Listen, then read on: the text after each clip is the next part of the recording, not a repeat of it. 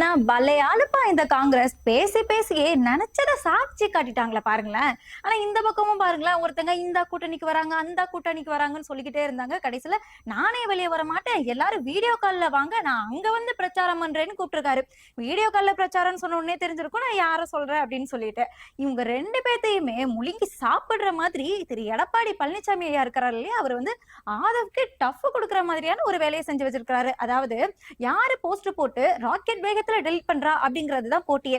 இங்க போட்டியே ஆதவ் அர்ஜுனாவுக்கும் எடப்பாடி பழனிசாமிக்கும் தான். அப்படி என்ன போஸ்ட் போட்டாரு, அப்படி என்ன நடந்தது அப்படிங்கறத விரிவா சொல்றேன். Welcome to Mathimugam decode. நான் இசை.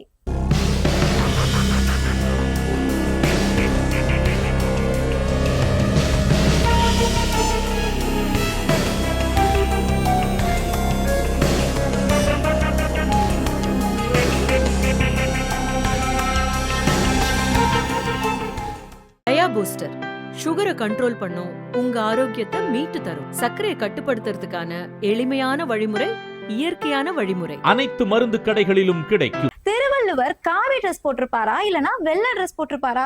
பாவம், அவரே கன்ஃபியூஸ் ஆயிட்டாரு. இந்த அவரு எந்த அவரு அப்படின்னா, திராவிடத்தை புராணத்துல படிச்சு தெரிஞ்சுக்கணும் அப்படின்னு சொல்லிட்டு இந்த அந்த புத்தகத்தை எடுத்துட்டு வர அப்படின்னு சொல்லிட்டு போனாரு இல்லையா, என்னையும் எடுத்துட்டு வந்துட்டே இருக்கிறாரு. அதே அவரு தான் இந்த அவரு இன்னைக்கு எல்லாரும் ஏதோ உலக தாய்மொழி நாள் அப்படின்னு சொல்லிக்கிட்டு எல்லாம் வாழ்த்து பதிவு எல்லாம் போட்டுட்டு இருக்காங்களே. சரி, நம்ம கணக்குக்கு ஒரு பதிவு போடுவோம் அப்படின்னு சொல்லிட்டு நல்லா காவி கலர்ல ட்ரெஸ் போட்ட ஒரு திருவள்ளுவர் போட்டோவை எடுத்து வாழ்த்து பதிவு ஒண்ணு போட்டிருக்காரு. இது ஒரு குத்தோன்னு சொல்லிக்கிட்டு எல்லா அரசியல் கட்சி தலைவர்களும் ஒரு போட்டு அடின்னு அடிச்சிட்டு இருக்காங்க. அதுவும் நீங்களே சொல்லுங்க, அவர் தெரிஞ்சு செஞ்சிருப்பாரா சொல்லுங்க? தூத்துக்குடி துப்பாக்கி சூட்டையை நான் டிவி பேட்டில பார்த்துதான் தெரிஞ்சுக்கிட்டேன் அப்படின்னு சொன்னவர் இவர் வந்து வாலண்டியரா இந்த விஷயத்த பண்ணிருப்பாரா? இதுக்கு போய் சங் பரிவார் கும்பல் கூட எல்லாம் இவரை சேர்த்து வச்சு பேசலாமா? ஏதோ திருவள்ளுவர் அப்படின்னு சொல்லிட்டு கூகுள்ல போட்டோவை சர்ச் பண்ண சமீபத்துல இந்த திருவள்ளுவருக்கு காவி ட்ரெஸ் போட்டு புக்ல போட்டதா ஒரு சர்ச்சை ஒண்ணு வந்துச்சு. அந்த சர்ச்சை வந்து முன்னாடியே வந்திருக்கும், அந்த போட்டோ வந்து ஃப்ரண்ட்லயே இருந்திருக்கும். அதனால அந்த போட்டோவை டவுன்லோட் பண்ணி ஒரு வாழ்த்து பதிவு ஒண்ணு போட்டாரு. இதுக்காக போட்டு அடிக்கலாமா சொல்லுங்க? அதுவும் எடப்பாடி பழனிசாமி ஆட்சிக்கு வந்துட்டாரு அப்படின்னா RSS ஆட்சிக்கு வந்த மாதிரி அந்த ரேஞ்சுக்கு சொல்றாங்க. இப்போ இவர் திருவள்ளுவருக்கு காவி ட்ரெஸ் போட்டு ஒரு பதிவு போட்டதுனாலதான் இவர் வந்து RSS ஆட்சியில அமர்த்துறதுக்கு வேலை செய்யறாருன்னு அர்த்தமா? இல்ல இவர் வந்து அதிமுக பாஜகவோட கூட்டணி வைக்கும் போதே இது உங்களுக்கு தெரியாதா? இப்போ போட்டு இந்த விஷயத்துக்காக இத்தனை அடி. அதுவும் யாரோ ஒருத்தவங்க சொல்லி இருந்திருக்காங்க, இல்லங்க திருவள்ளுவர் காவி ட்ரெஸ் போட மாட்டாரு, அவர் வெள்ளை கலர்ல ட்ரெஸ் போட்டிருப்பாரு அப்படின்னு சொல்லவும் உடனே அந்த போஸ்டர் டெலிட் பண்ணிட்டாரா இல்லையா? இது இல்லாம அவர் போட்ட அந்த பதிவு வந்து நீங்க படிச்சு பார்த்துருக்கணும். கண்டிப்பா நீங்களே பாராட்டி இருந்திருப்பீங்க. உங்களால படிக்க முடியாது, ஏன்னா அவர் இப்போ டெலிட் பண்ணிட்டாரு. அதனால நானே படிச்சு காட்டுறேன். நம் உயிருக்கு நேராம், சமூகத்தின் விளைவுக்கு நீராம், உரிமை செம்பயிருக்கு வேறாம். ஐயா விவசாயி அப்படிங்கிறத இதுலதான் காட்டுறாங்க. அதுக்கப்புறம் உயர்வுக்கு வானாம், பிறவிக்கு தாயாம், நம் தாய் தமிழ் மொழியாம், தமிழ் மொழியை இந்த தாய்மொழி தினத்தில் போற்றி வணங்குகின்றேன். தமிழுக்கும் தமிழருக்கும் அதிமுக என்றென்றும் அரணாக விளங்கும். நோட் பண்ணுங்க, அதிமுக தமிழுக்கு அரணாக விளங்கும் என்று உறுதியளிக்கிறேன். அதாவது மத்திய அரசு நிறுத்தி வச்சிருக்கு இல்லையா அந்த தமிழ் தாய்மொழிக்கான அந்த நிதி, அதை வந்து நான் பெற்று தருவேன் அப்படின்னு சொல்லிக்கிட்டு ஐயா இன்டைரக்டா சொல்றாரு.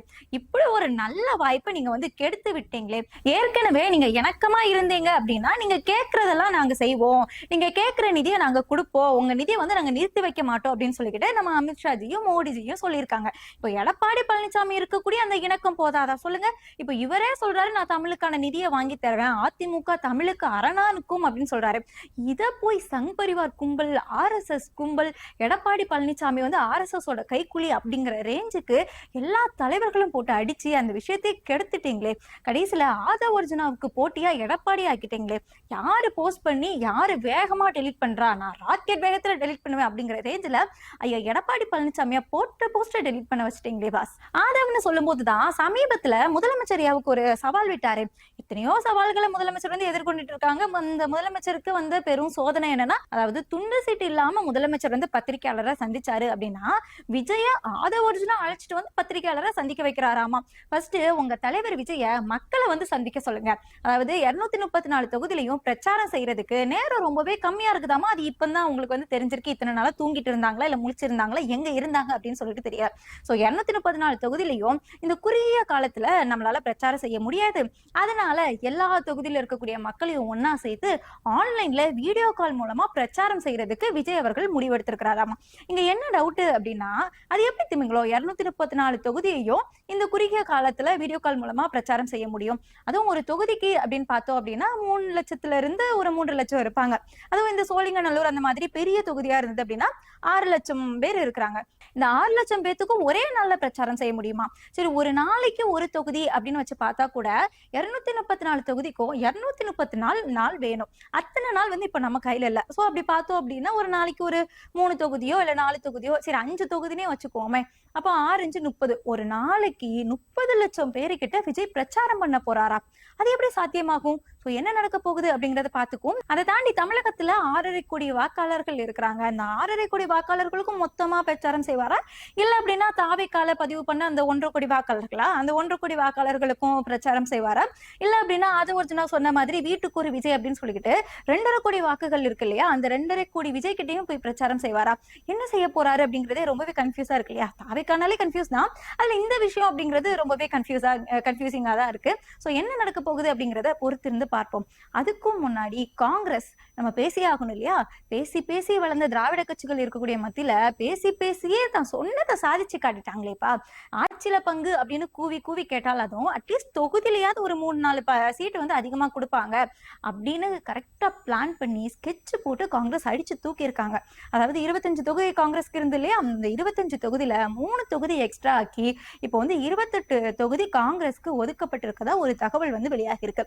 இது உண்மை அப்படின்னா நம்ம மாணிக்கம் தாக்கூர் இருக்கிறாங்க இல்லையா, அவங்களுக்கு தான் நம்ம வந்து பாராட்ட தெரிவிக்கணும். பிரவீன் சக்கரவர்த்தி அங்க இருந்து தாவேக்காவுக்கு தான் சொம்பு தூக்குனாங்க.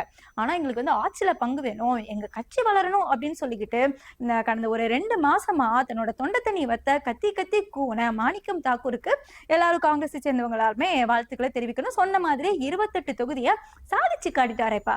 ஒருவேளை அந்த 28 தொகுதி அப்படிங்கிறது கன்ஃபார்மான நியூஸா இருந்தது அப்படின்னா ஏற்கனவே கூட்டணியில் இருக்கக்கூடிய தோழமை கட்சிகளுக்கு எத்தனை சீட்டு கொடுப்பாங்க? அப்படி கொடுத்தாங்க அப்படின்னா தனி பெரும்பான்மையோட திமுக எப்படி ஜெயிக்க முடியும்? எல்லா கட்சிகளுமே இப்போ இரட்டை இலக்கு வேணும் அப்படிங்கறது கோரிக்கை வச்சிருக்காங்க.